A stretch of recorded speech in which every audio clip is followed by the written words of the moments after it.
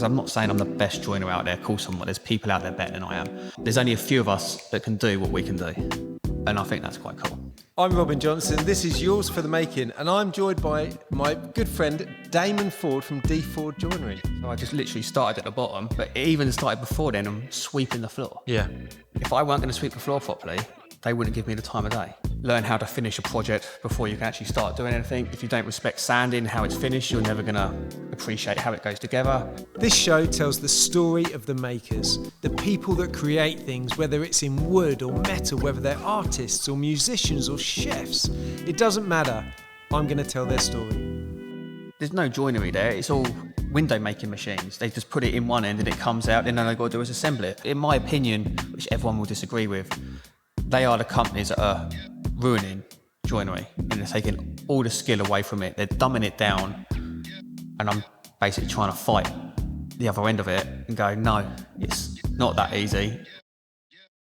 I'm Robin Johnson. This is Yours for the Making, and I'm joined by my good friend Damen Foord from D Foord Joinery. Thanks for coming in, Damen. Not a problem. Thank you very much. Can I call you Damo like normal? Yeah. Go on. All right. Call you MBE. This is a running joke though, isn't it? Every time I ring you up, It's like, I ring Damo for a quick chat and you boost my confidence tenfold every time we have a call.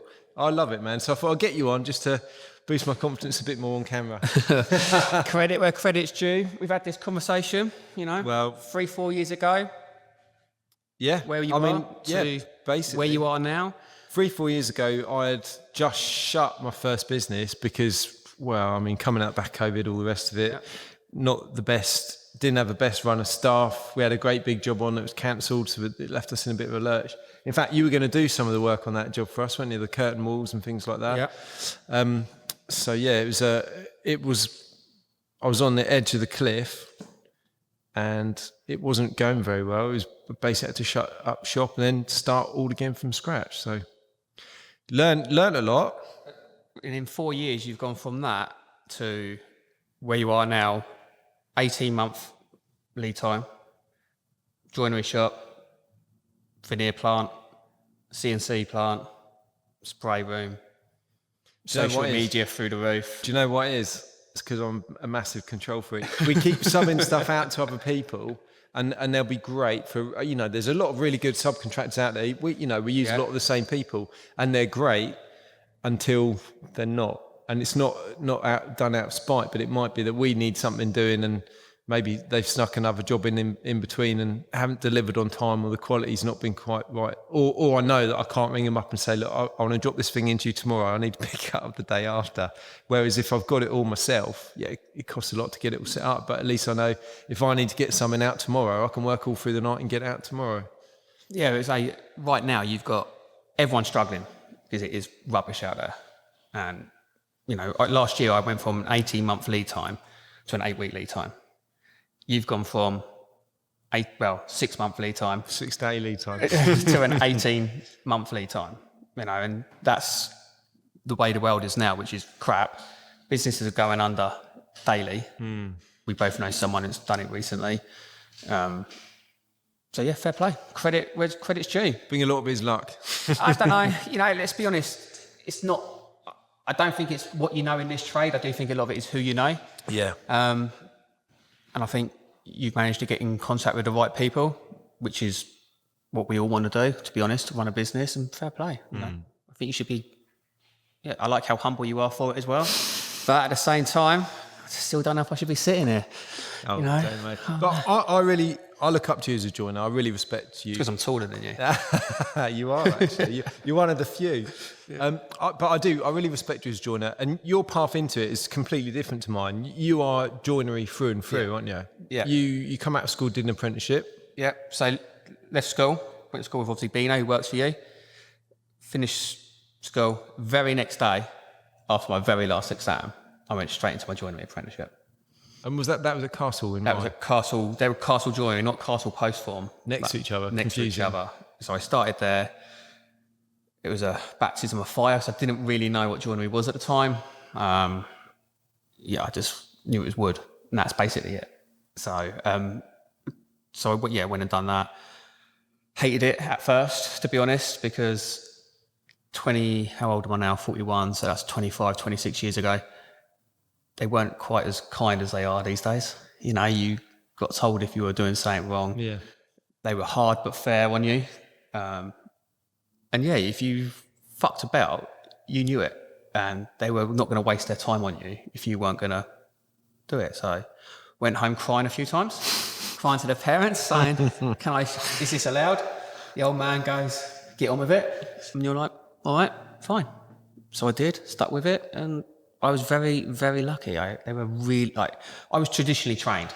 So it was all about watch what they're doing, learn from that, learn how to finish a project before you can actually start doing anything. If you don't respect sanding, how it's finished, you're never going to appreciate how it goes together.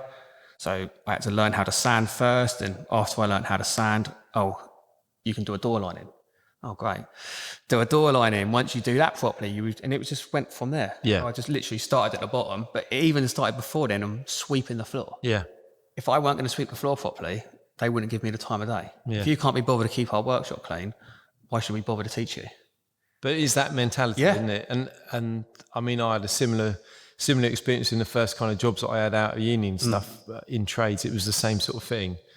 And it was that mentality. You kind of got beasted, but you knew at the same time it made sense and it's for your own good. And it sort of sorts the wheat from the chaff a little bit, doesn't it? But it also, not being big-headed, but it made me the joiner I am now.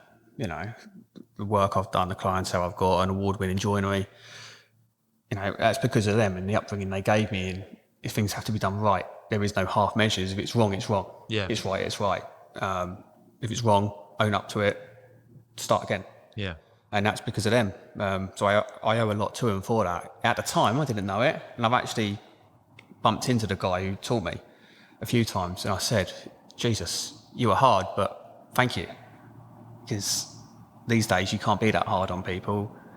And yeah, say if it wasn't for him, I wouldn't be where I am now. I wouldn't have the experience I've got, wouldn't have the clientele I've got. Probably wouldn't be sitting here in front of you saying you look up to me and all the rest of it as a joiner. So fair play to him for that one. But you're the all-rounded traditional joiner. And you don't get that from just, you know, having a go at it. You get that from, were you on 4 days at work, 1 day at college when you did your apprenticeship, or was it all at work? Yeah, no, 4 and 1, so 4 days, yeah. College was, I said to them, why do I actually need college? They went, just go there for the bit of paperwork. It'll help you. Yeah. Didn't see it at the time, didn't understand it, but it was nice to get away from the bullying, which wasn't bullying, but at the time you didn't realise that. Character building. Yeah, it was character stuff. building. So yeah, we did that. It was 2 years, so for your level 2, and then they sent me back for level 3 as well, advanced. which is when I learnt curve work, staircases, that type of thing. Won the award there as well at joinery, so not bad from leaving school to you'll be nobody. So then winning, well, I think it was joiner of the year at college and stuff. So yeah. Can't really complain. But obviously I went from there, they went under, and I basically travelled around quite a few joineries because I wanted, after being there a while, I started to learn a bit. I knew joinery was joinery, but I started to realise there's more than one way to do something. You know, as long as you get the same result, it's not just one way fits all. So I started to go around different joineries, learning how they would do things. Some of it was better, some of it was worse, but I could then put together my own style to want. So I then take the bits that I like from separate bits and go, yeah, I really like that, don't like that. And I would just swap and change it all around to then do what we do now. Some people would say it's a bit pretentious, a bit over the top, but they pay a lot of money for it. So trying to do joinery without being big-headed better than a lot of people. So it is what it is. Go back how it used to be 100 years ago, where it used to last and was made properly, unlike the crap a lot of people turn out these days. So that's what we try and do. So I went loads of different joineries. Then I ended up at a place called Dirtnall's, which I think is was one of the oldest joineries in the country. Where's that then? They were up above Sevenoaks, Braidstead. I don't know if they're there anymore. What are they called? Dirtnall's. I've not heard of them before. I don't know if they're still going. They've got a building company and they had their own joinery, and they were one of the original building companies with a joinery. But the work they did, they never made, well, I could be wrong, but from what I know, they didn't make any or much money from the work that we did in their actual joinery, because it was all hard, one-off stuff that no one else wanted to touch. They made their money by subbing all the other work out. So, but what we did, like we would do curved on plan box frames, or doors with egg and dart election mould, real fancy stuff. So I went there as a joiner, but spent most of my time in the machine shop. Really? So I went from okay on a spindle, and I could do normal curved on elevation curve work, but then to doing cradle work for curved on plan stuff, and I just learned so much. And that's where I got my confidence more and more in curve work, cradle work, all that type of thing. And it just, it was a real eye-opener of, wow, this is joinery. This is good. And then I went from there to another place, again, took my skills from them, learned a lot from there, and that's basically how I got to where I am, and then got the education, met the people that I've got, and learned customer base. I had a bit of an injury, cut my hand, moved into the office, and went from there really. Met a few architects, a few builders. They liked what I did, and then I set up my business. And I met you when you were at the last place you were at before you left and set up on your own. Is that where we met? Yeah. Oh, okay, fair enough. Yeah, you were going to do a pegboard for us on CNC. Before we got our CNC, you can do a pegboard for us. Because Rich used to work for me, who'd just left your old place. Yeah. And so that's where I first met you. And going into that joinery, you'd walk in, and you know when you just walk into a place and you think, the vibe here, something's wrong a little bit, isn't it?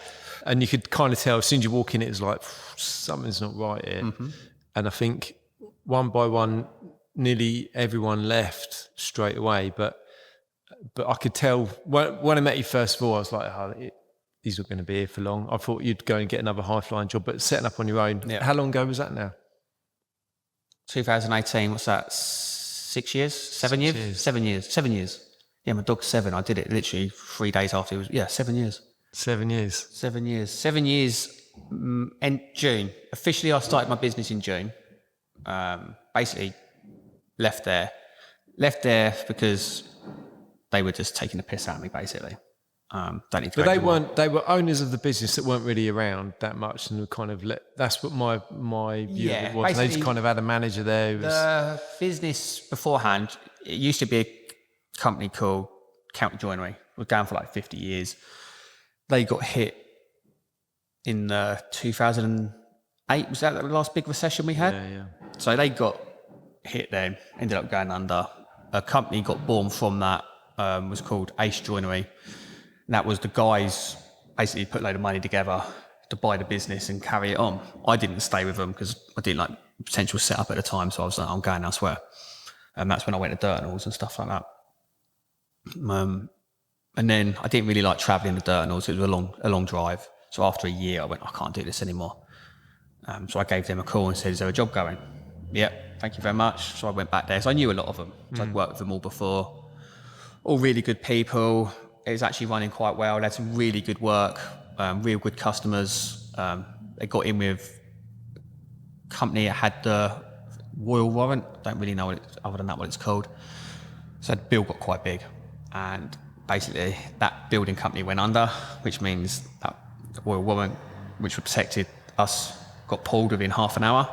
So that basically took us under with them. And then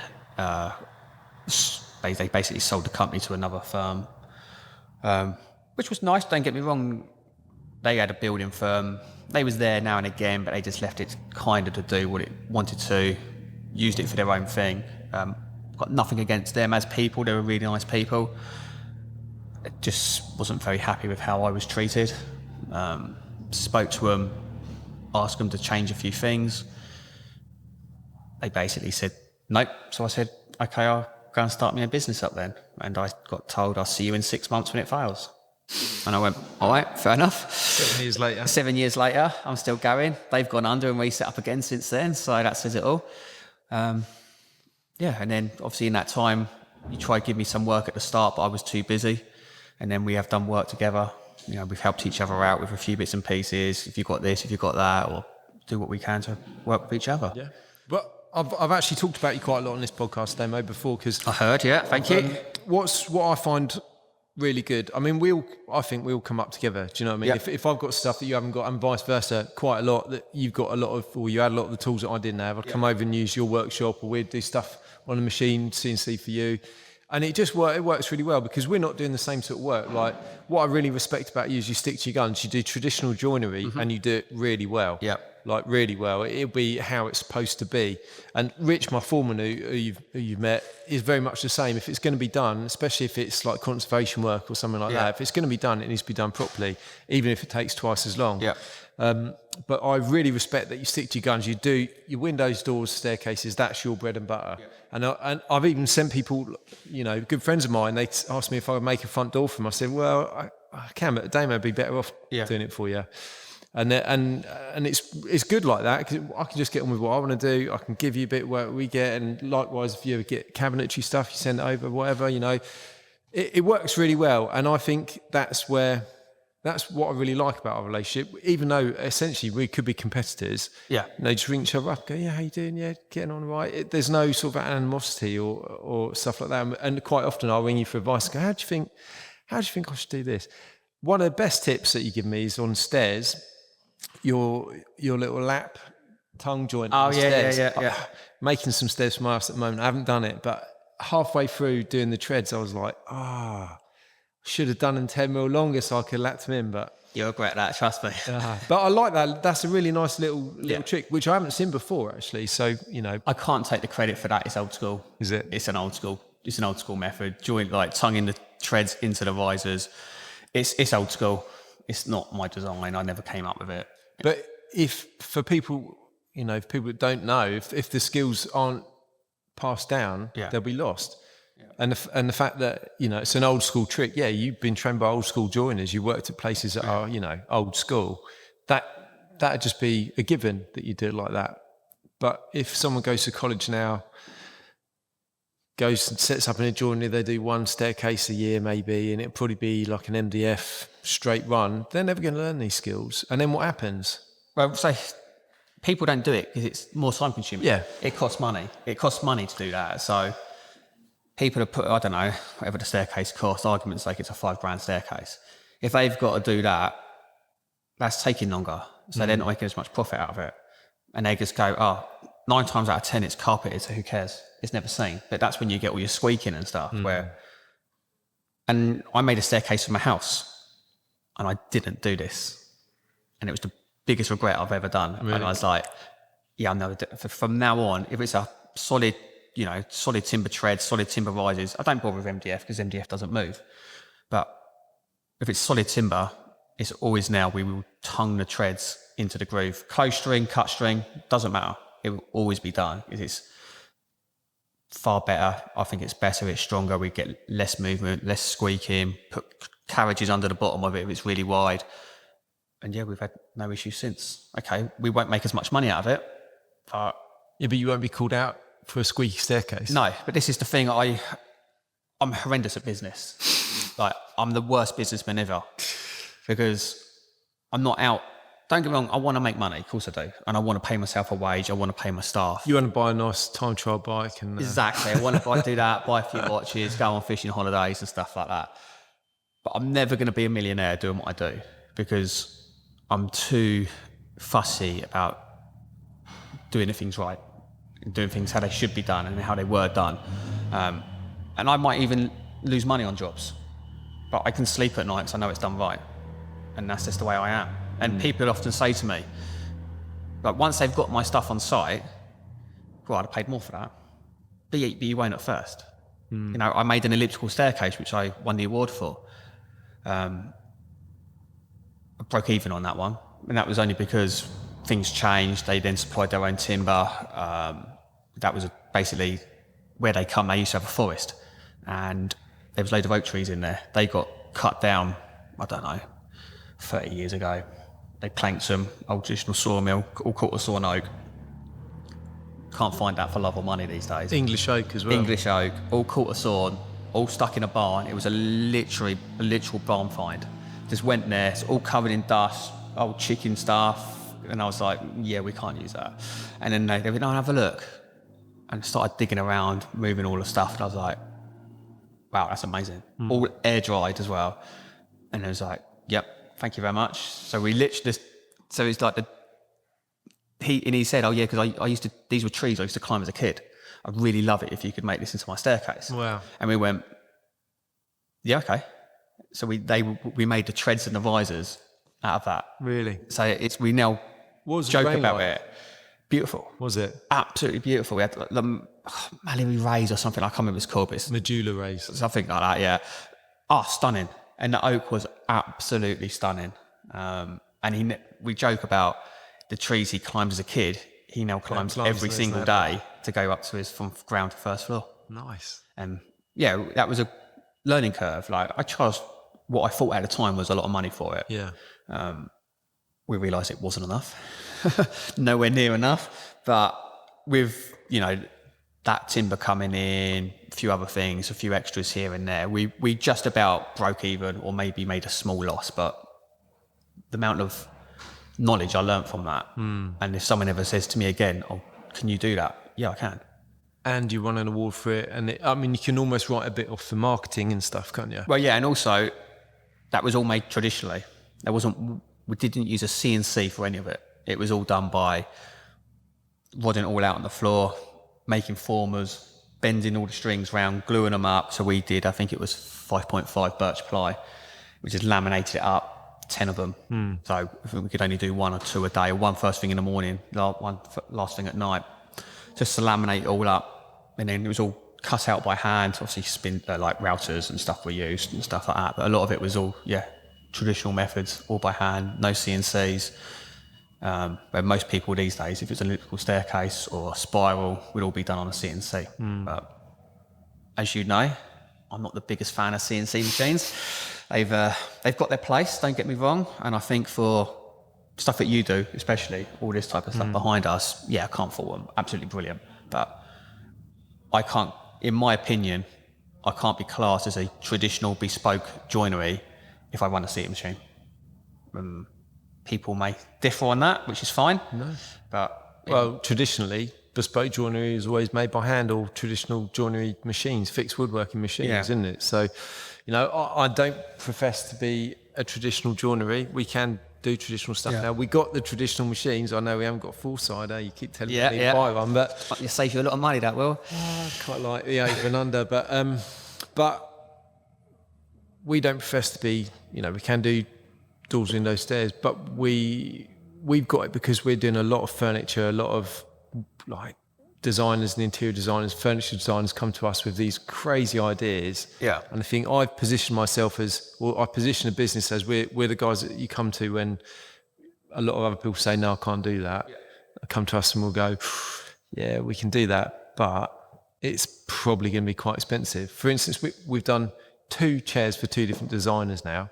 First chair we did 20 different prototypes of. Wow. And it is a very complicated chair. So each prototype probably took 2 or 3 days. I mean, it sounds crazy, doesn't it? A chair, one chair making you to take 2 or 3 days, but it had this complicated arm and the join in, and it's a 3-way curve. So you've got a curve on plan, you've got curve in profile, which is a bit of a scrape there. I think we've got some building work going on around the corner. I thought it was the side of the building about to fall down there. Same gas bottles, isn't it? Yeah, that's what it is. Yeah. We might have a few of them today, you never know. But it's curve on plan. It's also curve in profile, but the curve changes the profile throughout the arm. It's an arm that's like a horseshoe. Then it's convex on top, but also that changes in profile. And it's just nothing's flat, nothing's uniform. If it was just one shape, you do it on a spindle. You put a ring fence on it and you do it on a spindle, both sides. You can't do that because it literally goes like that as it comes round. How do you price for that? Or is it one of them ones that I can't price it? Once we do some prototypes, we figure it out and you'll get your price from that? Or do you go in so stupidly high, you cover yourself? No, I was just excited by the project. So I said, look, we'll work together on it. And then, the client was like, I want to sell a couple of tables. Table sort of inspired by this, or this is inspired by the table design. So we made quite a few tables, sets of chairs with them. Horrendously underpriced the chairs. Or the designer decided that this was the price point at the time, just to get it out there for marketing purposes. I think the price point originally was about 500 quid, which was mental. So you did how many prototypes? Well, the total cost of prototyping was about 70 grand. I was going to say, if you did 20 prototypes at 3 days each, let's say you're charging for like, wow. But then there's all the CNC drawing, there's all the tooling, we got special tooling made up, we got special tongue, like finger tongue cutters made up for spindles so we could join big blocks together in a way that wouldn't explode when it hit the CNC, which happened on the first time we tried it. So we had to muck around with the finger profile on it. It wasn't an off-the-shelf thing. And it's just been long. And then when we think we got the shape right, we'll get the shape, it all looks good, and then we had to then it wasn't stiff enough, so we had to insert metal and get metal laser cut and folded and welded and drilled and everything else, and then clad this metal so it doesn't look like there's any metal there, just to make it stiff enough. Yeah, I mean, it was like 70 grand's worth of prototyping. And they want to sell it for 500 quid. I love to sell this. I think we've sold 32 chairs at 500 quid at the moment. So, I mean, it's an ongoing thing, so hopefully there's legs in it. But yeah, it's one of them. I was kind of like, let's go through the figures on that. We've not made that much money on that. But it's R&D, you know. Yeah, but you've learnt a lot from it. Yeah, oh yeah, definitely. And now we're carrying on with that chair.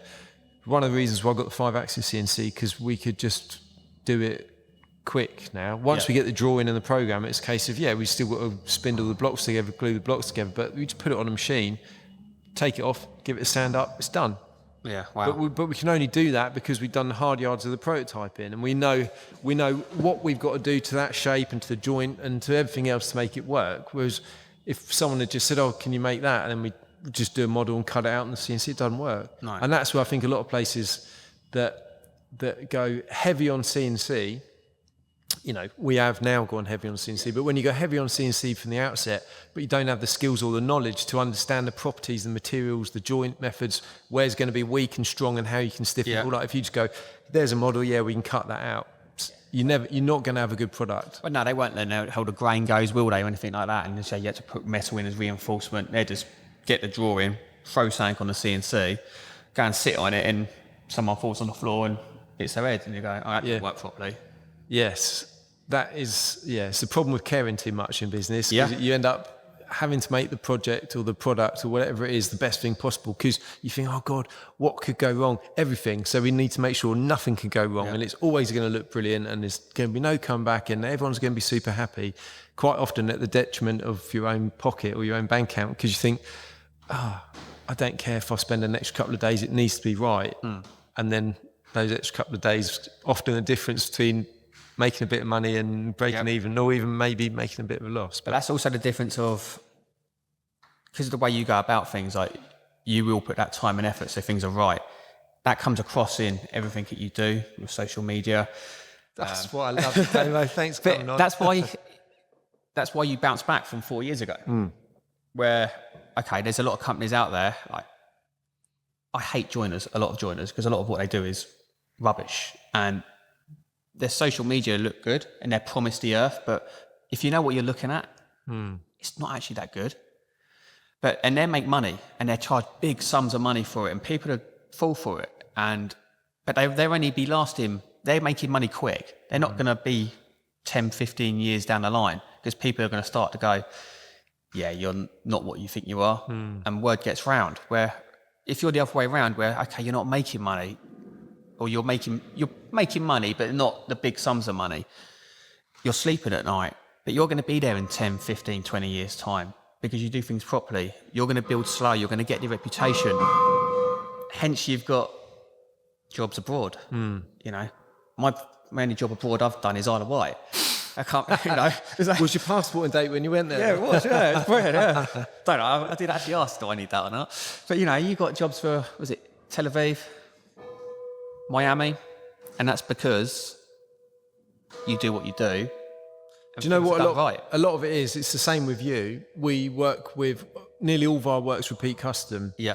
And we'll work with a designer once who'll give us a chance because they've heard from somebody else that we're the people to go to for whatever it is that they want.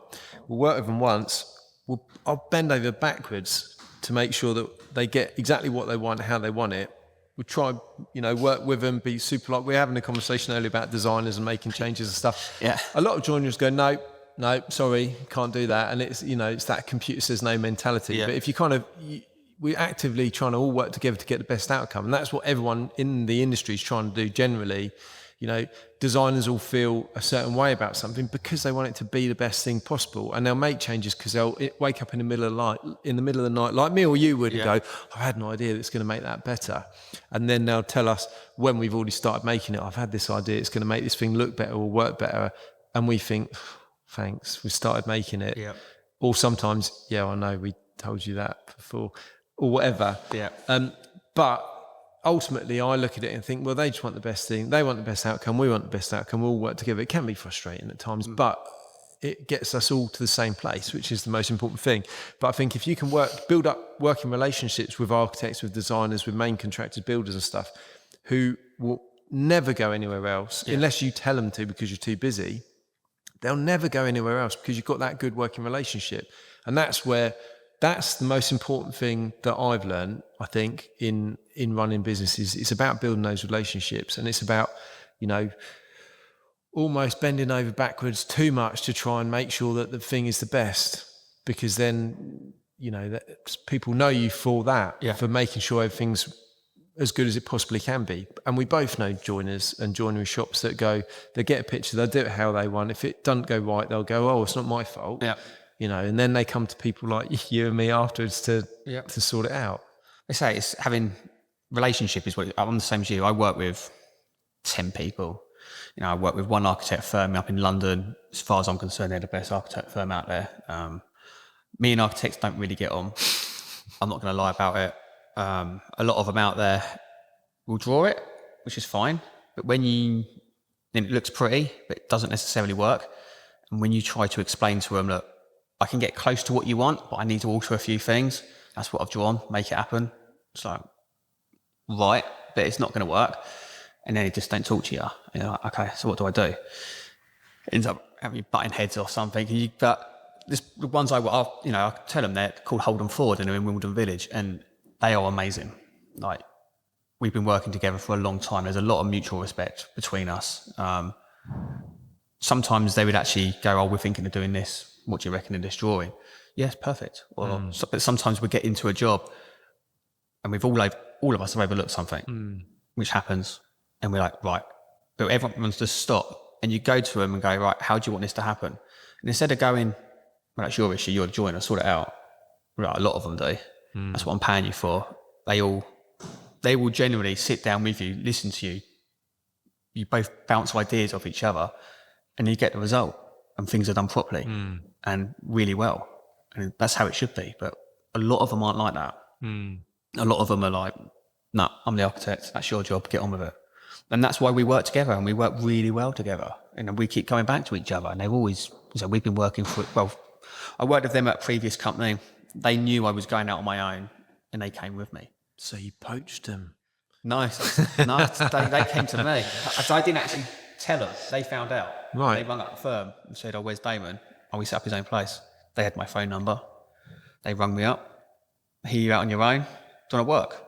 "Yeah, thank you very much." Excellent. "Why didn't you tell us?" "Well, I didn't want to poach anyone." Fine. Got morals. Yeah. But because of that working relationship, I say it's repeat customers. I can ring them up and say, "Oh, I'm not quite sure about this. Can we look at it?" And we will. And then from that, it gets sorted out. The customer's happy. Okay, we still make mistakes now and again. We overlook certain things, but very, very rarely. And if we do, it gets sorted out and gets done properly. And it's all learning. I'm very, very happy. Repeat customer, do a job properly. Yeah. And, fingers crossed, touch wood. You want to be in business for a long time. Well, this is it, yeah. You won't go hungry. Well, it's tough out there at the moment, though. It is tough, as I say. Back to where we said earlier, it's hard.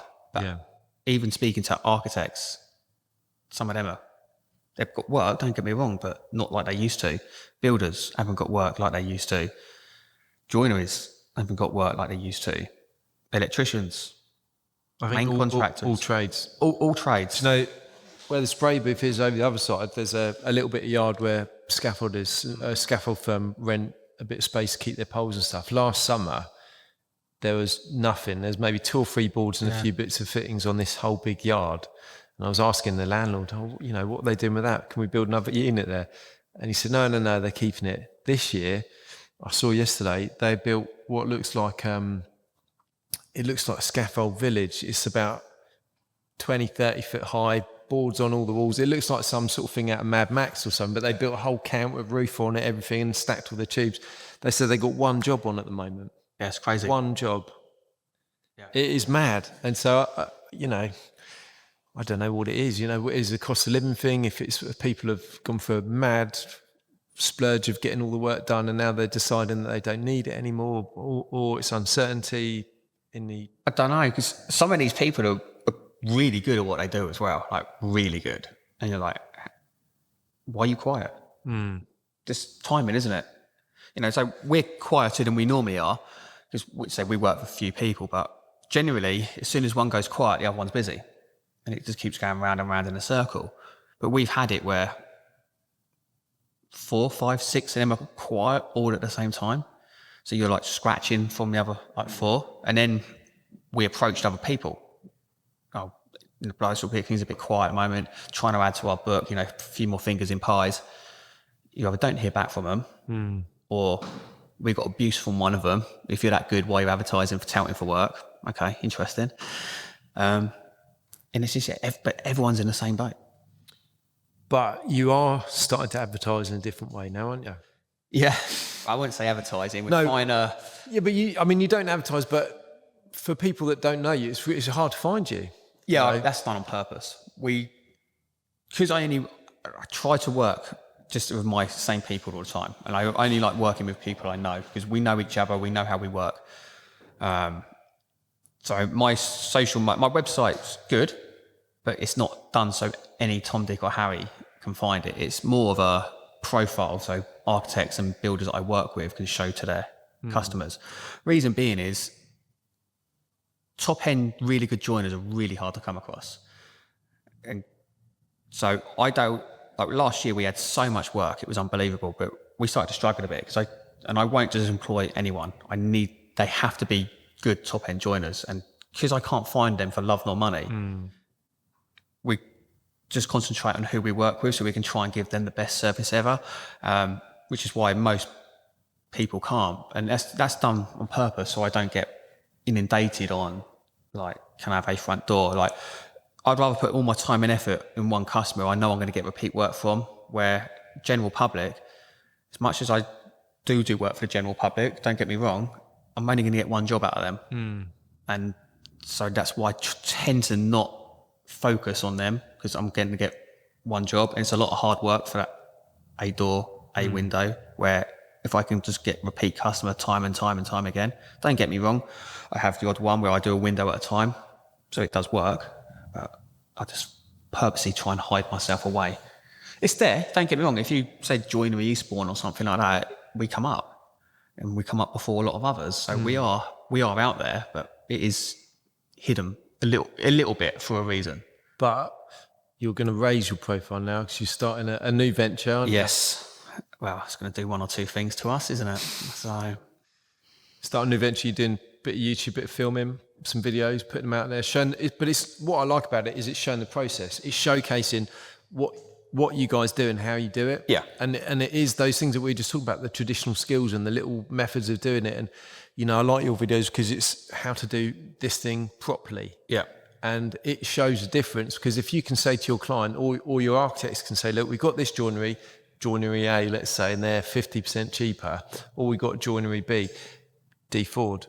Here's the video on them showing you how this would be done properly. Yeah. And then here's Joinery A's Instagram page where they're showing MDF wardrobe doors ready for painting on site. Yeah. You've got a big difference there.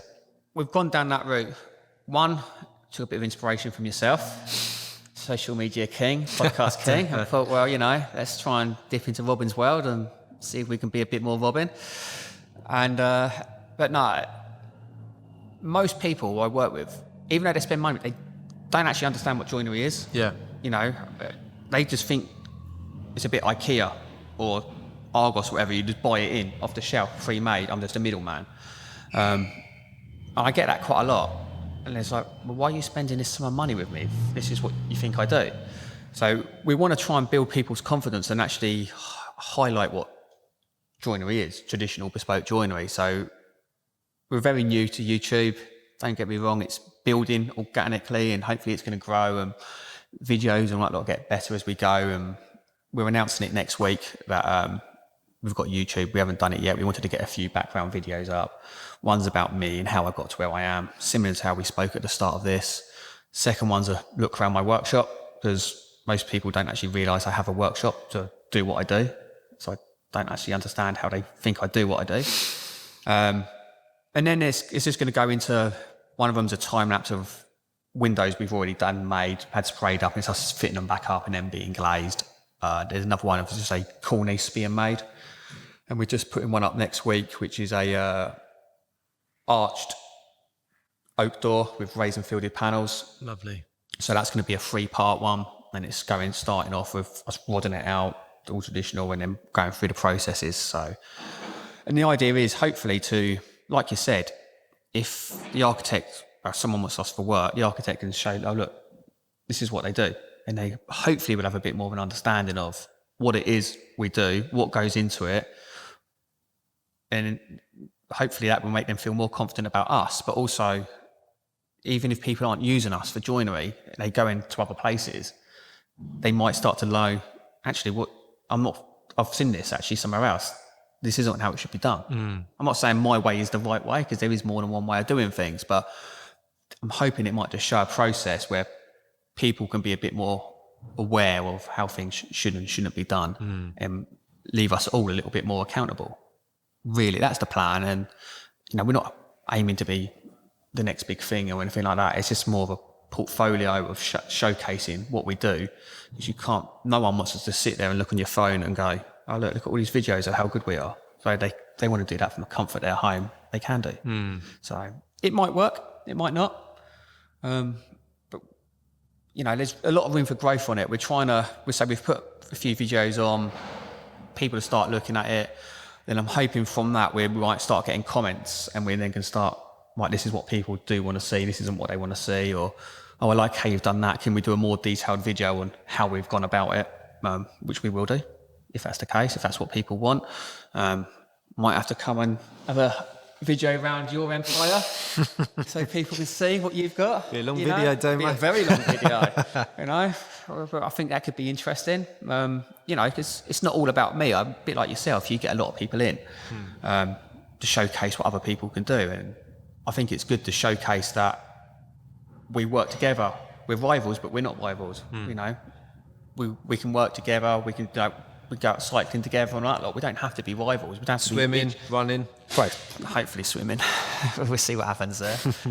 So it would be good to one day come out, film yours, just to show people different side of things. Yes, I do a lot of traditional joinery, but I would say I'm 95% traditional joinery, 5% what you do. You're probably the other way around. Yeah. 95 of this and 5% of traditional joinery. Yeah. So we both can do each other's trade, but we're just in different sectors. And, look at the work we've got behind us. It's fantastic. It'd be fantastic when it's on the boat. And where's this for? This is going to Miami. This is Miami? Yeah. Wow. Eventually. This is the job that keeps keeping you up at night.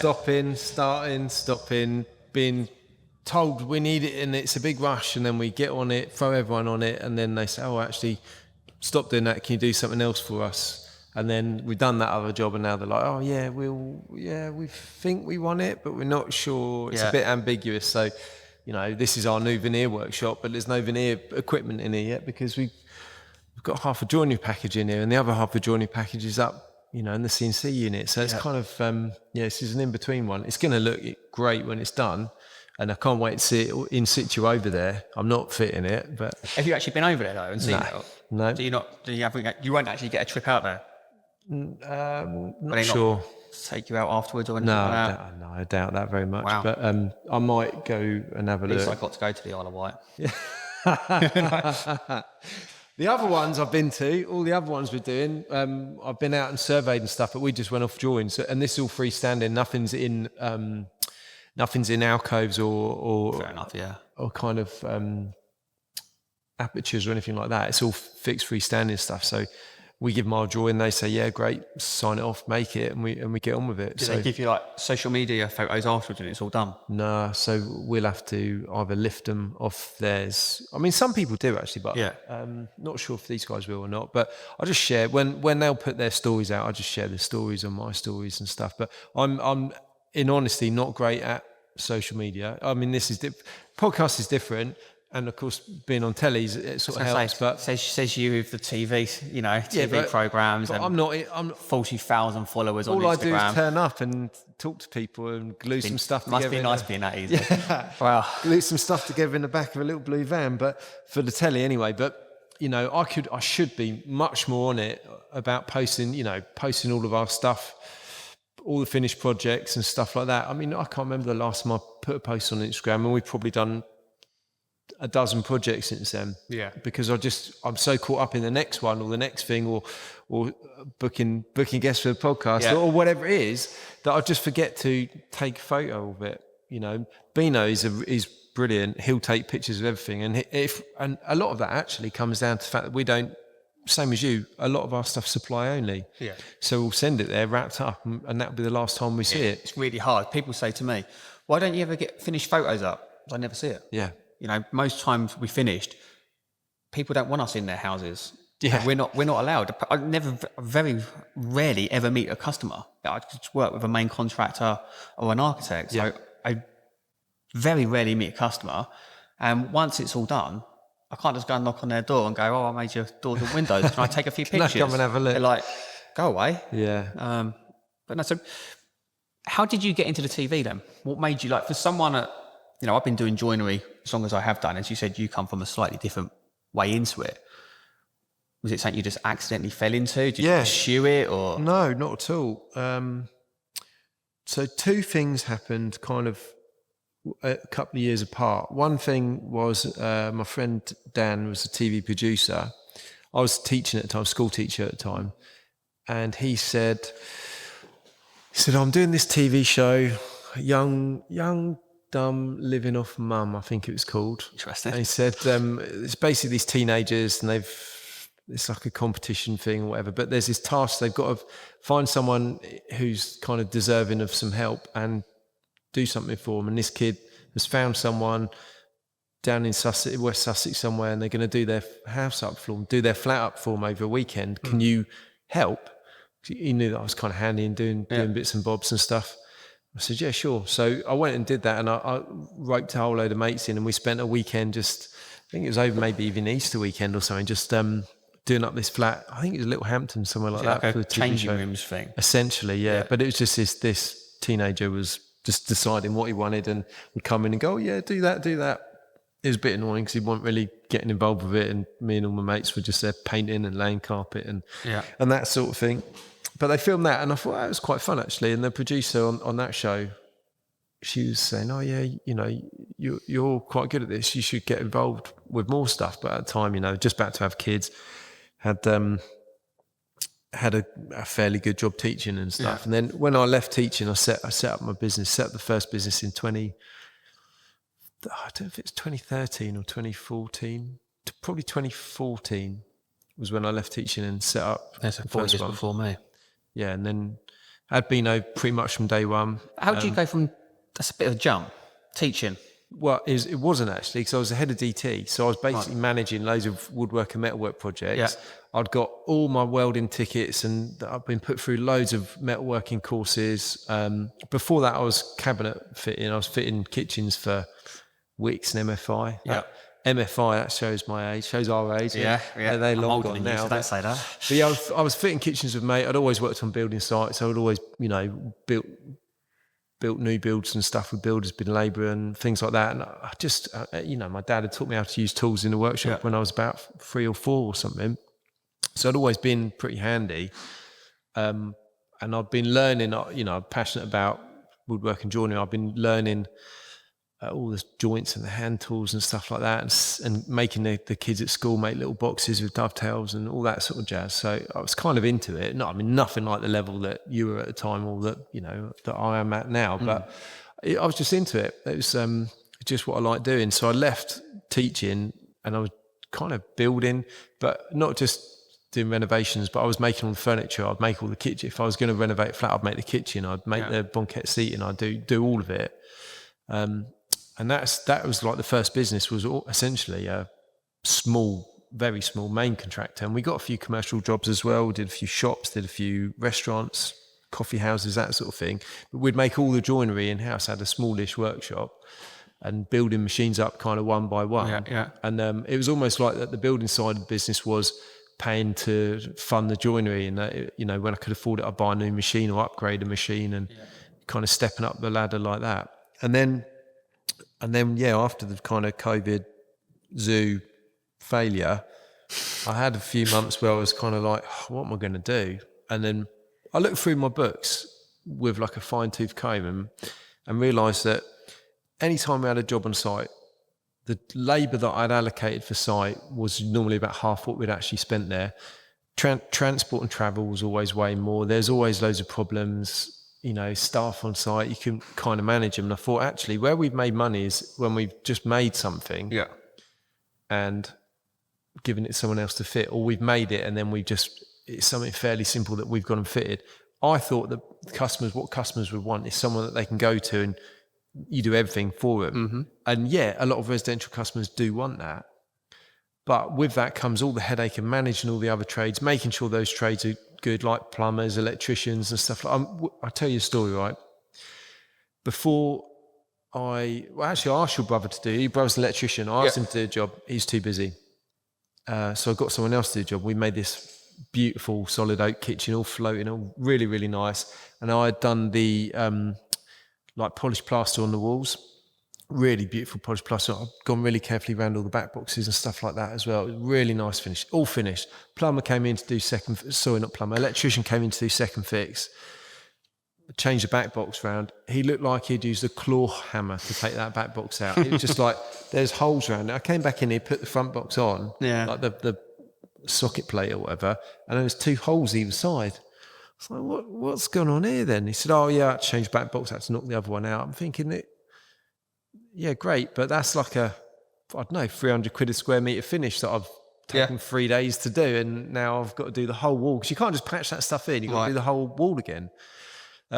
So it'd be things like that, and you're always managing other people. And I had people that were really, really good, but then if you didn't book them in advance, or if they're busy and it didn't all tie up, you'd be waiting for ages on a job, and it was just really problematic. And then when we closed that one, it was like, oh God, what am I going to do?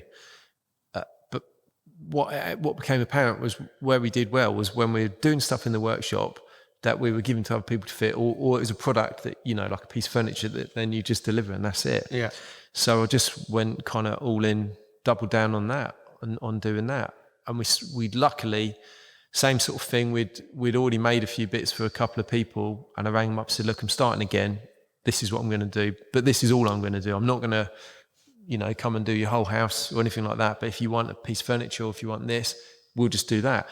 And weirdly, and we had a howler of a job as well to end it, that they didn't pay, and it all kind of, it was a bit of a nightmare. Yeah. So that was the nail in the coffin. We're not doing any more site work. We're not doing work around people's houses anymore. Ironically, we've got a job on at the moment that we're managing the whole thing, but it's a bit different, that one. But yeah, that's kind of how we went from doing everything to just doing one thing, and just specialising in the thing that we're doing, which is essentially just furniture, really, cabinetry, fixed joinery, wall panels, that sort of thing. But we're not doing so much traditional stuff. No. But we've gone from kind of doing like small cafes. Now we're doing massive restaurants and hotels and stuff, because I think it's the attention to detail that we give, because we started small. And if you're fitting a kitchen with 3 units, you've got nowhere to hide if you make a mistake on that. Yeah. Whereas I think we're quite competitive on price compared to the people that are in the same sort of, tender list as us, as it were. You probably got 8 other joineries nationally that would be able to do the same sort of projects that we're doing. I mean, there's probably more that would do it if people asked them to do it, but they might not be on the list, or people don't know about them. But do you find that the fact that you have been on TV, though, gives these clients confidence? No chance. Have you seen the TV show? I'm in the back of a blue van going, oh, let's just put I was a bit of thinking wax like on Kings this. of the, was it that Kings of the Wood one or whatever it was? But That was a really great show to do, actually. like, to get jobs in, they're not going to you don't get a job in Miami by being any Tom, Dick or Harry. You get a job in Miami by doing a really good job on the one in London. Exactly that, but you don't get the one in London from being a nobody. They don't just go to people they don't know. So my question is, does it help that the fact that you've done these other TV shows? No. Do they care? No, and in fact, no one knows. Can it work against you? Yeah, sometimes, yeah. So no one knows about it. We, the QSs or project managers that award these, they're just looking at our figures. They're looking at our website. They're looking at our past work. They've come on a recommendation from someone else who we've done a job for. They don't know. It's only, if we go for dinner or go for beers and I say, oh, filming next week. Yeah. And they go, filming what? I'm like, yeah, this, it's show on the BBC. They're like, are you joking, aren't you? So you still doing stuff like that? Or are you stopping out? Yeah, I'm still doing bits and bobs. Yeah, still got another 2 series of the Travel Auctioneers that we're filming at the moment. Yeah. But that's a funny one, because like it's great. It's on the BBC. It's near enough prime time. So sometimes on the repeats, it's like Friday at 7 o'clock or 7:30 or something. So it's good. Yeah. BBC One, it's good. But it's a difficult one to get my head around because I will be sat in the back of this little H van with some wax and some stains and a bit of sandpaper, just kind of gluing bits of a stall back together so it'd sell for £5 more at auction or it won't get thrown away or whatever it is. Problem is that while I'm sitting there doing that, I know that I'm not here managing the workflow. I mean, I'm really lucky I got Rich. He looks after everyone in the workshop and I know I can leave it. But, I'm not answering emails, which I might be getting hundreds of a day. It's not all work inquiries. But, on one project, I might have 2 designers working on it, an architect working on it, a QS, a project manager and a site manager.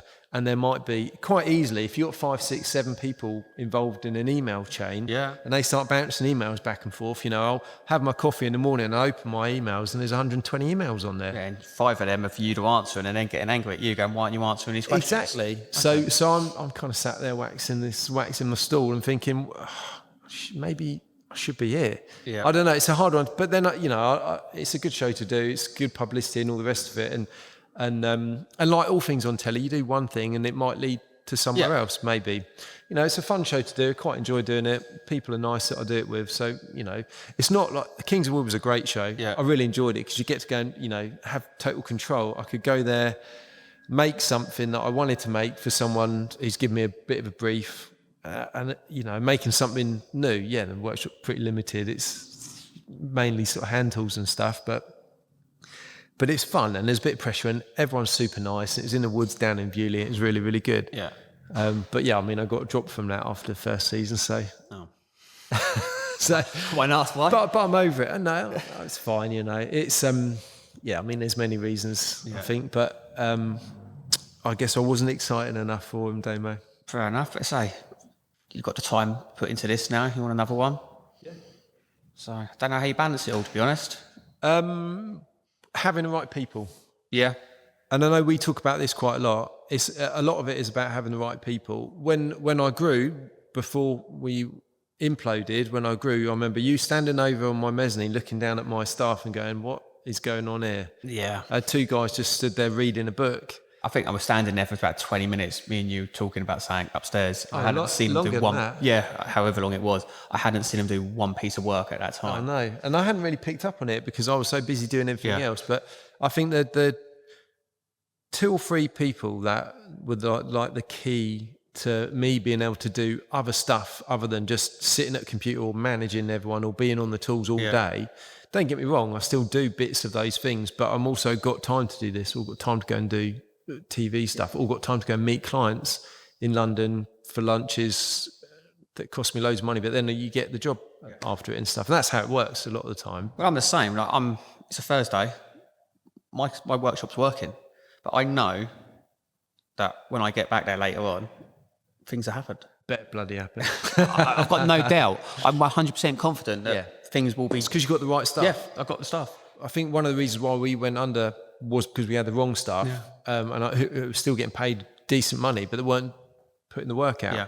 And if I left them, they definitely weren't putting the work out, some of them. But the key kind of hires that I made, obviously Bino, he's great, you know, super trustworthy, really reliable, really good problem solver. You put him on site, nothing's too difficult. Yeah. You know, and I know he's got my back. So, but he's been with me since the beginning. If I had a few more of him, you know, we'd be laughing. Rich, the foreman, brilliant. You know, he's been a same sort of thing, but he left school. I mean, he was working with his dad at 7 or 8. He started joinery training at 14 or something like that, like proper old school. Old school, early. He's forgot more than I'll ever know. So fair play to him. I say to people, like, what he doesn't know about joinery, you could probably write on the back of your hand or something. But yeah, I mean, he's been really good, but also not just with the knowledge, but with the confidence. When I'm quoting stuff, I'll say, look, Rich, this feels a bit heavy because I'm tight and I wouldn't want to pay X amount for, you know, for whatever we're charging. And he's like, nah, you got to, probably even a bit more than that. And we can kind of work out our labour costs, everything else, but he's also really good with all the blokes. Yeah. He knows their strengths and weaknesses. He can task them on stuff. And from his office, if he's not down there on the tools with him, and I mean, he's 64, he'll run rings around all of them in the workshop. Oh, yeah, definitely. Like on the machines, no one could touch him. And he's a lot older than most of them in there. But what he's also really good at is playing to their strengths, like giving them jobs that he knows they'll all do and they'll all kind of flourish in or whatever. If it's a cabinetry job, we'll give it to one person. If it's a machining, we'll give it to someone else. Not that we've got just a separate machinist. Well, I keep thinking about it. We sort of make everyone take everything through from. If you got that project, that's what you have to be. In my opinion, if you're a joiner, you should be able to do any part of it. You should be able to get the wood in. You should be able to get it all in, sew it up, plane it all up, get the job, put it on the bench, mark it all out, machine it all, assemble it all, fit it all up dry, assemble it. That's what a joiner is. Yeah. Someone who's just on a bench, is, in my opinion, is an assembler. Yeah. And then there's a huge difference. Then you've got people who are just machinists that literally just get a pattern, get a drawing, machine and thing, there's nothing wrong with that. Bench. Yeah. There's nothing wrong with that. You know, that's very old school, and some of them are so good at what they do. It's unbelievable. But that's all they want to do as well. Yeah. So if you can get a proper full-time machinist, they're worth their weight in gold. Yeah. But they are a machinist, they're not a joiner. And they will happily admit that. To be a joiner, you have to be start to finish. Yeah. Or you're either a machinist or assembler. Yeah. A joiner is, in my opinion, someone who can do start to finish. And do you get, when you meet people for the first time and they ask you what you do, you say you're a joiner, you get that sort of weird look of, oh, what's that then? Oh, yeah, make stuff out of wood. Oh, like a carpenter, like a chippy. The amount of times I get called a carpenter and I said, well, just insult me, why don't you? Yeah. It's unbelievable. But that goes back to my YouTube. This is the whole point of me starting my YouTube channel. It's because of that look. It's like, oh, okay. Do you not just buy that then? Yeah. And then when you start to show them how the wood comes in and they're like, well, so you turn that to that? Yeah. How'd you do that then? You know, it's the same thing. And I've got a classic one, and you're welcome to use it if you don't already. I've had people, when I give a price to people, I mean, we don't do really much work for the general public anymore, much like yourself. Yeah. But I've had a couple of times where either people in general public or QS or something on a project has said, your price is really expensive. Why? And I have the picture, like their, you know, CAD render or their image of the final piece. And I say, well, because we got to make that, and then I send them a picture of a pile of sawn wood. Yeah. Because we got to make that out of that. Yeah. How do you do that? Well, it takes a lot of time, knowledge, and machinery. Yeah. And skill and patience and everything else that no one else has got. No. You know, well, not no one else ever, but, you know, I'm talking like people who aren't joiners. You can give a pile of oak to someone and then come back in a week's time and they've got a really nice curved on elevation front door or something like that. You know, people just can't do it. No one could do it. But I find amazing is people go, well, that's expensive. Why is it costing so much? You're like, oh, we're charging X amount an hour. Well, why are you charging that? And you go to them, well, if you don't mind me asking, how much do you pay to get your car serviced? Oh my God. And they go, oh, about 120 quid an hour. However much it is. I don't know how much it is now, but yeah, it's like 80, 120 pounds. So why is it okay for that? Yeah. Well, they've got a workshop. They've got all stuff to pay for. Exactly. What do you think we've got? Yeah. You don't have that, do you? We just use a handsaw and a plane. I just don't get it. And this is the whole point of us hoping with the YouTube that people might go, oh. Yeah. You know, because let's be honest, because you never get to meet the customer, They don't get to see your workshop. Yeah. So they don't, like, when you go and take your car to the garage, you can see it all. They know what they're paying for. But with us, they don't. They just go, I want that, and it's costing X amount. And they're like, some people go, all right, whatever. And some people are like, well, that's a lot of money for a door, because I can go on Howdens and I can buy one for 200 quid. Yeah, but it's not quite the right size. That's your point. Yeah. Or it's made out of chipboard with a 0.2 mil veneer on the front. Which is going to fall apart in about a year. Yeah. But that's what they put us to. Or they go, oh, I want a wardrobe. I can get one from IKEA for 600 quid. Nothing wrong with IKEA stuff, to be honest. It's actually, some of it's quite good. A lot of it's quite good, but it's not bespoke. Yeah. And but they go, well, if I can get that for IKEA for 600, why are you charging me 6,000? Yeah. Because it's not the same. Yeah. It's It's the materials as well. I had Zach from Lighting Design it's just not the same. He makes all of his stuff out of birch ply, which obviously now is way more expensive than it used to be. But he's, he has this problem all the time, because IKEA now, I think there's people that make IKEA units, then they make their own doors for it and stuff like that. And he was saying, it's really hard to compete with that, because, he's a one-man band as well, and he'll probably charge, well, I don't think he charges enough anyway, but he'll charge not a lot for a kitchen or a set of wardrobes and stuff. You think the raw material cost is going to be probably 10 times, especially as a one-man band buying birch ply, than IKEA would pump out a tall. Imagine a nice tall wardrobe. You got a couple of sheets worth in there. If he's using birch ply at 120 quid a sheet or whatever, is an IKEA pumping out like melamine face chipboard at £30 a sheet. Well, and the volume that they're buying it in, they're probably paying pennies for it, really. And it's all off of quick production line and stuff. Whereas he's cutting it by hand on a saw. They're just beam saw, CNC done.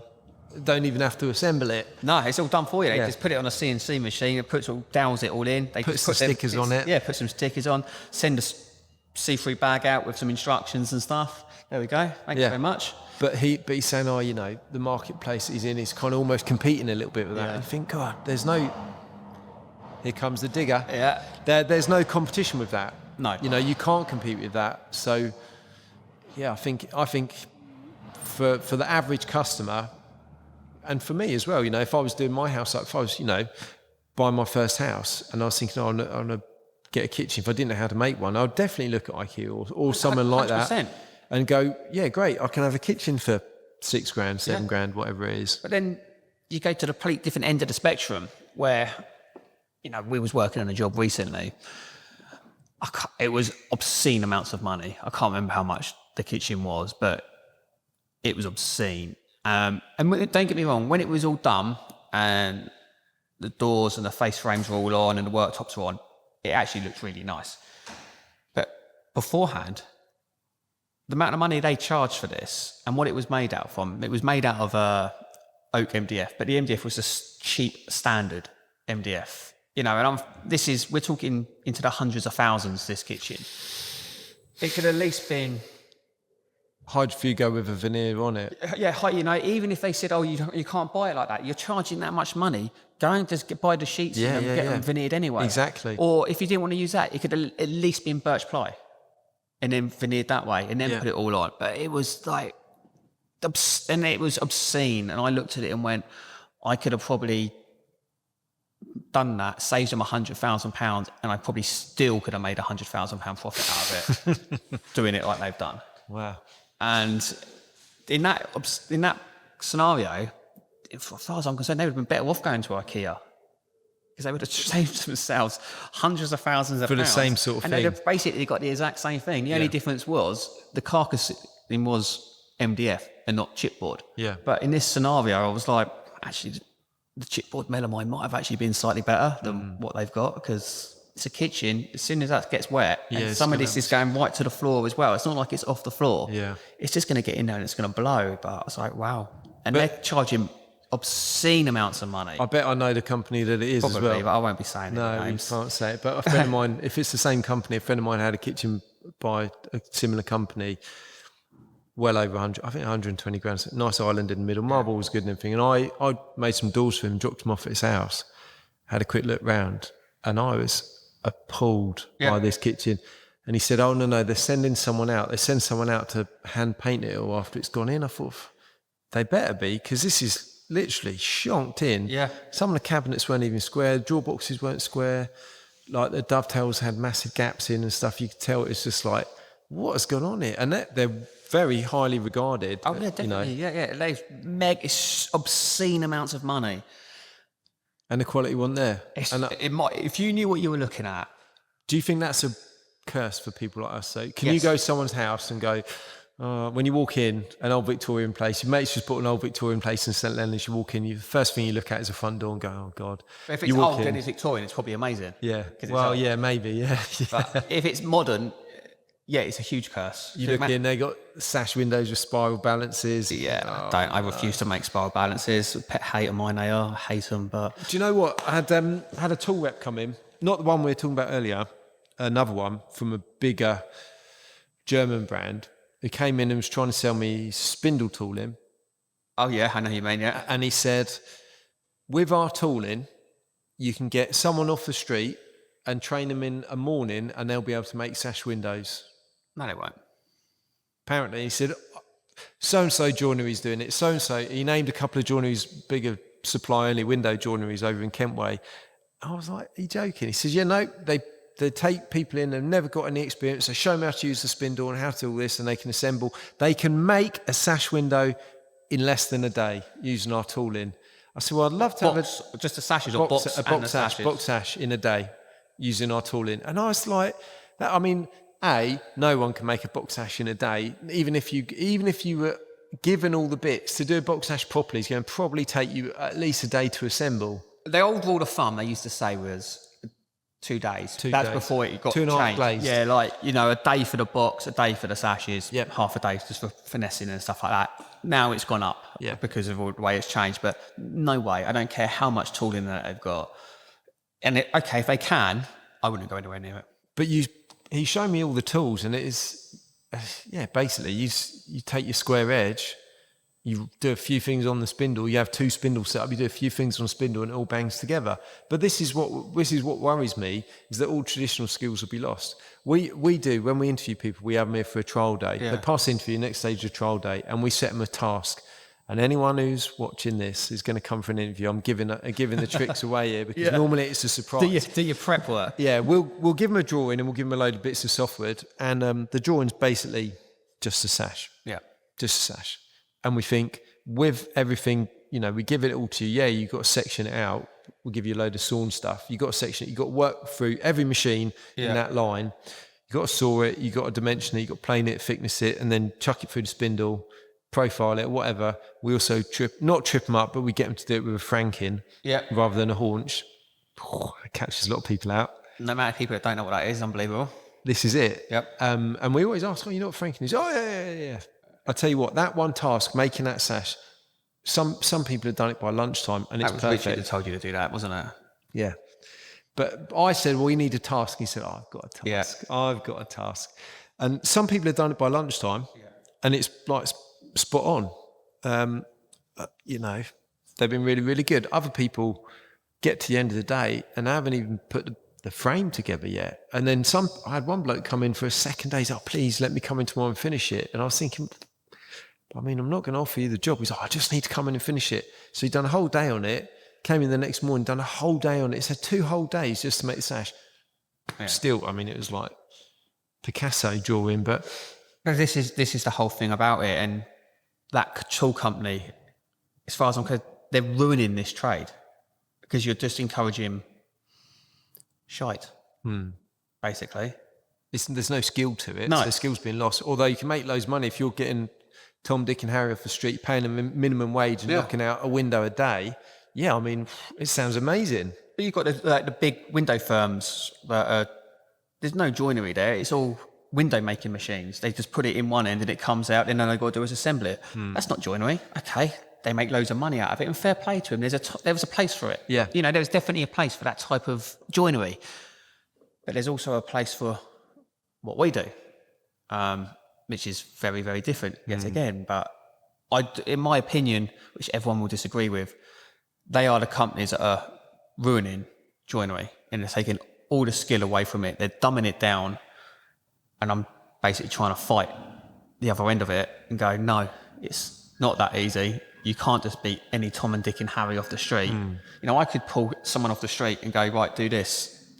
They probably end up losing their fingers within minutes. Yeah. Because they wouldn't have a clue what they're doing.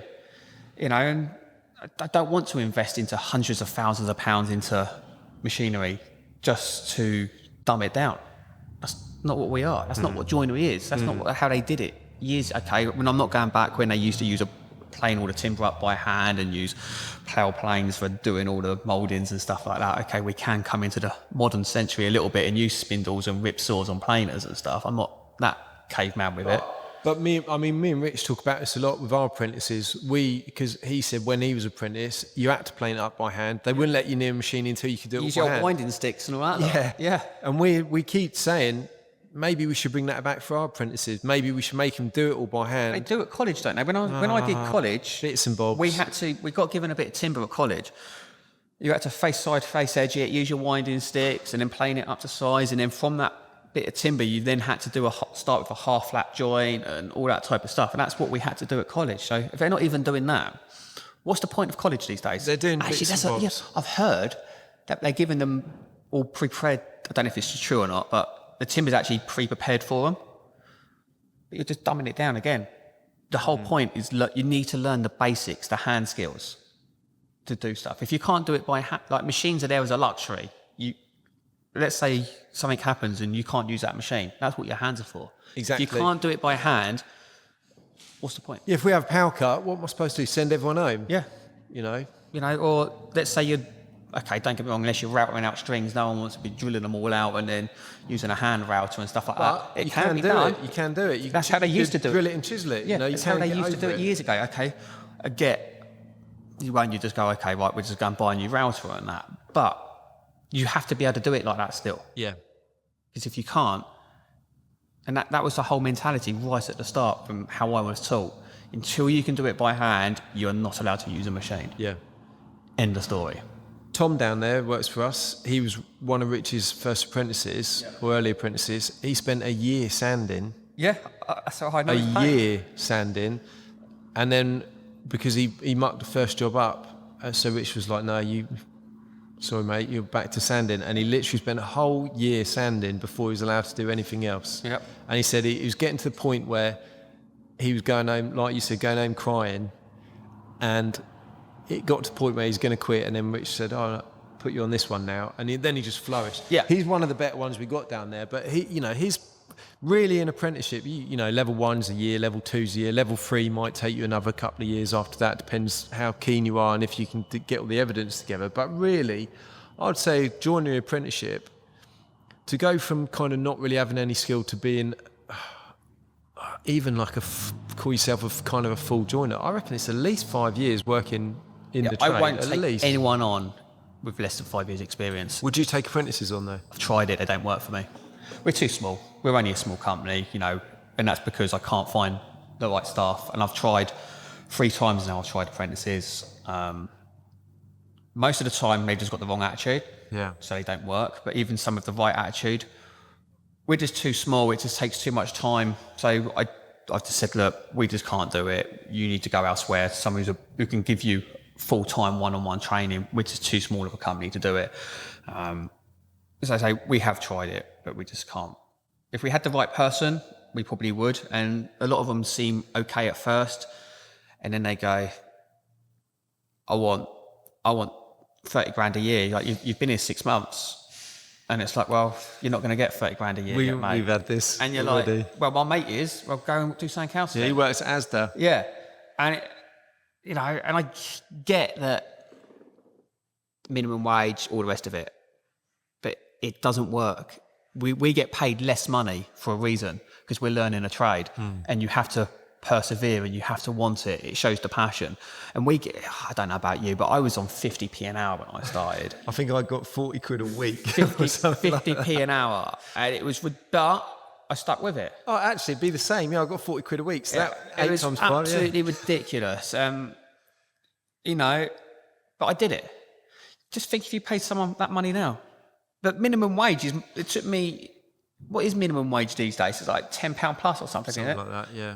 It took me, I don't know, probably 12 years in a joinery trade to be earn that sort of money.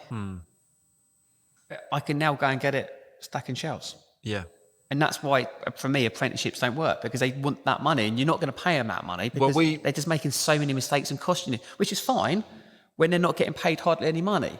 And it's a long process. And 5-10 years down the line, you then start paying them the proper money if they're then worth it, but not straight away. Not in what we do anyway.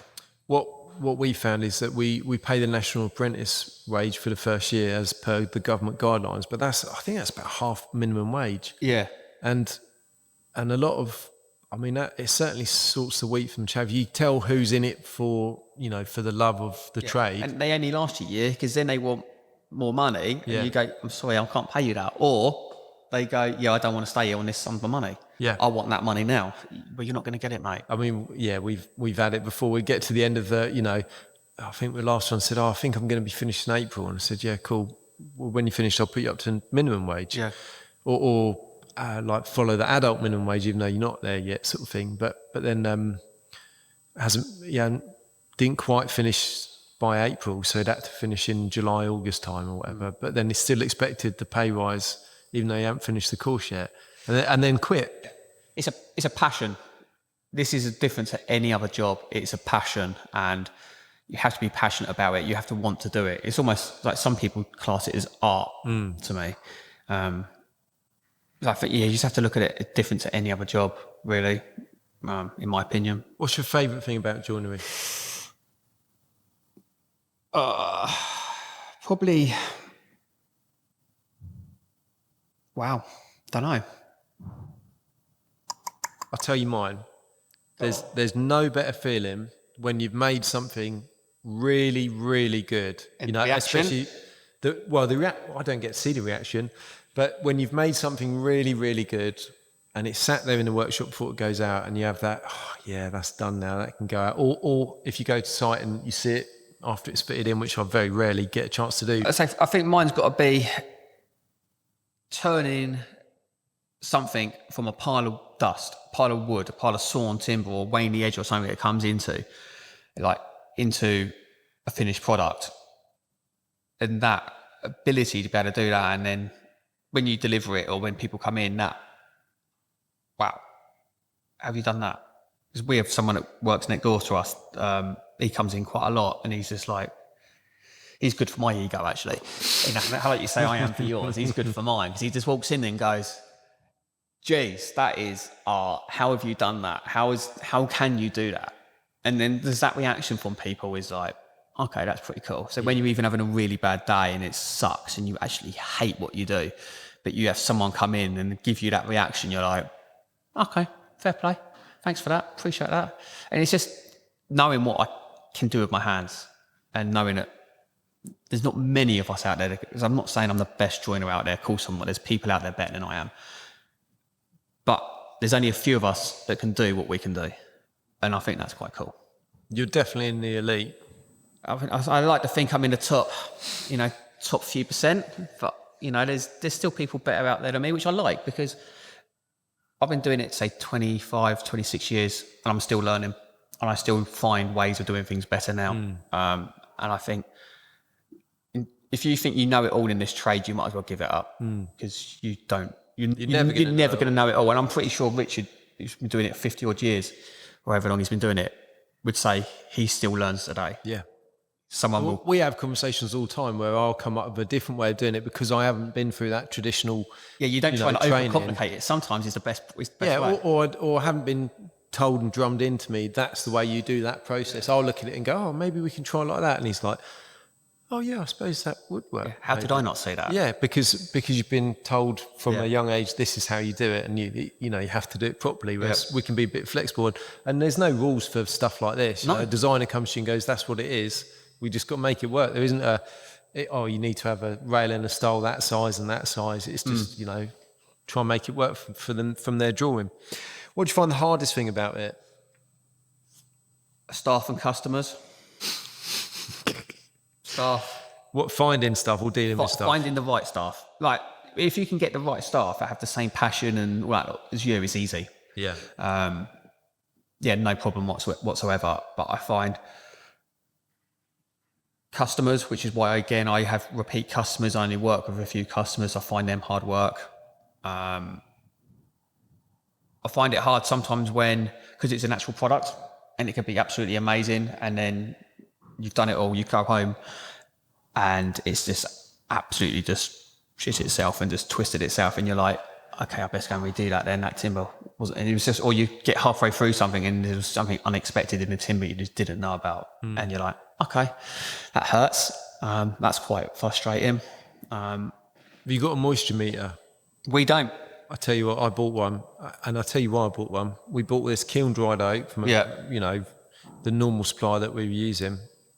Made a load of these beautiful tables with them, really, really nice tables. Did them in December. Yeah. When we had that hot spell in April, May, and they're both one's under a big skylight window, one's by a big back door window, one had a really dark stain on it, similar to this. It's similar sort of style as this, really. And they shrunk, and bowed and cupped and all sorts. All opened up and stuff like that. So we've had both these tables back, ripped them down to the individual plank, planed them up, added more timber in, joined them up, reshaped them, resprayed them, everything. Yeah. In fact, the boys are delivering one today. And do you know why it was? Moisture.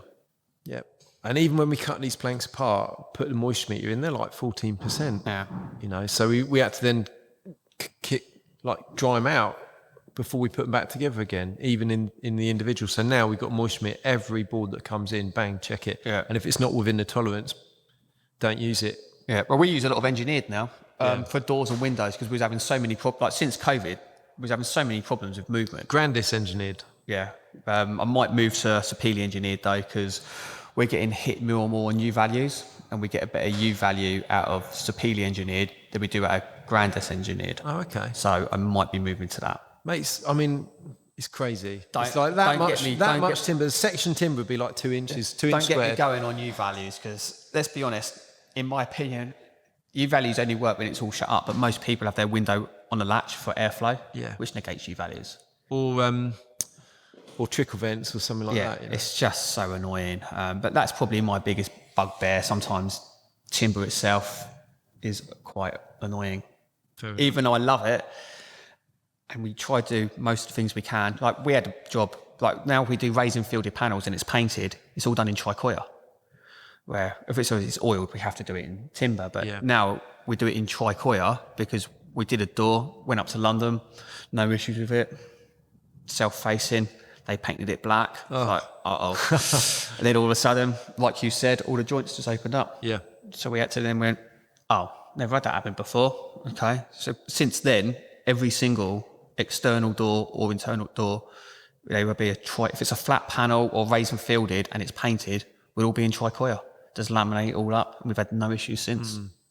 But this is it. This is the learning process. Yeah, we're always learning. And a lot of the time I'm learning from my mistakes as well. Best way to learn. Look, we've all made mistakes. The most expensive way to learn, but you don't make it. If you learn from it, it's fine. Yeah, exactly. If you don't learn from it, school fees. Yeah, it's all part of it. And then, if you could give some advice to an 18-year-old demo, what piece of advice would you give him? Probably believe in yourself. Yeah. Because I had a lot of people put me down, tell me I'd never make it. But yeah, trust the process, believe in yourself, and take the risk. Go for it. Look where and that comes because I left school and got told within 6 months of leaving school, I'll be a nobody claiming on a dole. That's what they thought of me at school. And 20-something years later, that stuck. And I still think about that.